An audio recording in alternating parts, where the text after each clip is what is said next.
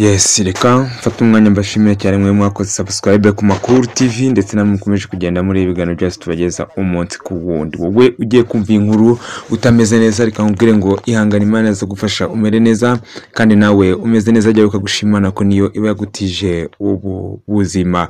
Abamotari bukijwe ko nabo barebwa no gupimisha ubuziranenge n'imyotsi ihumanya ikirere.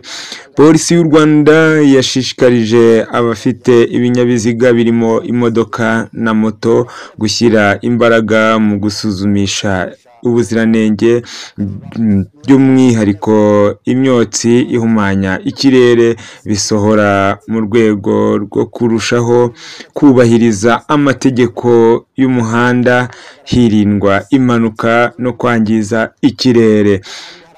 Ni mu butumwa bwatangiwe ku cyicaro gishya cy'ishami rya polisi rishinzwe gusuzuma ubuziranenge bw'ibinyabiziga kuri uyu wa gatandatu tariki ya 15 Ugushyingo mu murenge wa Ndera, akarere ka Gasabo, ahakorera ikigo gishya gisuzuma ubuziranenge bw'ibinyabiziga ndetse n'imyotsi ihumanya ikirere. Umuvugizi wa polisi y'u Rwanda ICP Boniface Rutikanga yavuze ko iki kigo kije kunganira ibindi bigo bisanzwe mu rwego rwo kwirinda umuvundo no kwihutisha serivisi.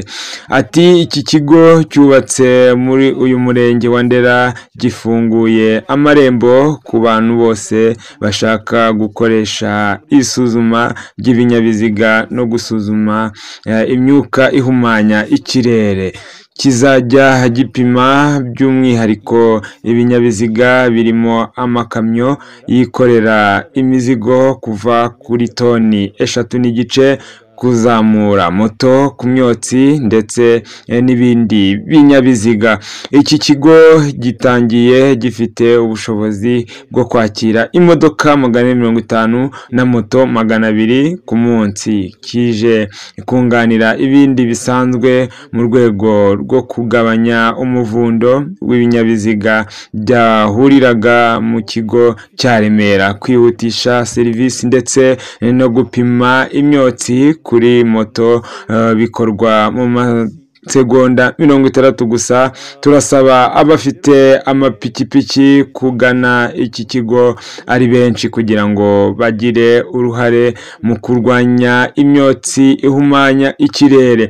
ICP Rutikanga kandi yibukije abafite ibinyabiziga kuzirikana kujyanisha gupimisha imyotsi na gahunda isanzwe yo gupimisha ubuziranenge kugira ngo bikorerwe umunsi umwe, kandi ko gupimisha ikinyabiziga atari amahitamo yabo gusa ahubwo ko biteganywa n'itegeko, bityo utazabyubahiriza azabihanirwa. Umuyobozi wa gahunda yo kugenzura imyotsi ihumanya ikirere mu kigo cy'igihugu cyo kubungabunga ibidukikije REMA, Mbonigaba Innocent, yavuze ko umwotsi uhumanya ikirere utangiza utwaye ikinyabiziga gusa. Asaba abafite ibinyabiziga gufata iya mbere mu kwihutira kubungabunga umwuka uhumanya ikirere. Murumva rero ko aba bamotari nabo bagomba kujya gupimisha izi moto zabo kugira ngo nabo bajye muri gahunda ya leta.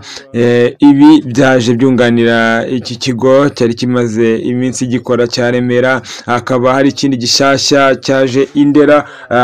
Ni agashya cyangwa se n'ibintu byiza muri Ndera kuba iterambere ririmo rigenda rihasatira. Ni ikigaragaza ko umujyi urimo uri kuza usanga abaturage.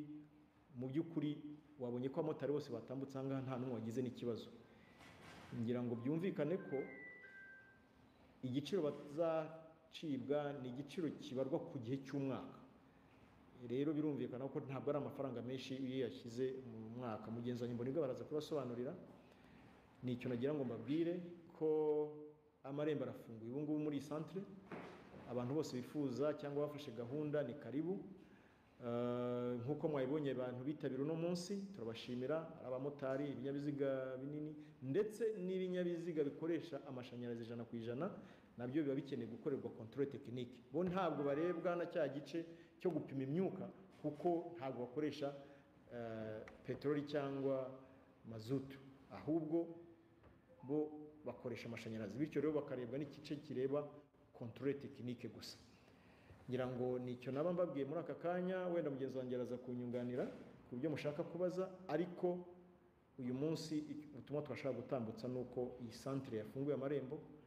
Ubu ngubu nta mpamvu yo kubyiganira Remera, nta mpamvu yo gutinda ujya ahandi. Ku muntu wese unyarukiye muri Kigali ku modoka ntoya ya Remera, ko ufite imodoka ifite ipima ibiro nk'ibyo namaze gusobanura, yaza hano Ndera, serivisi zirihuta, hanyuma ibindi tuzakomeza kubiganira. Murakoze.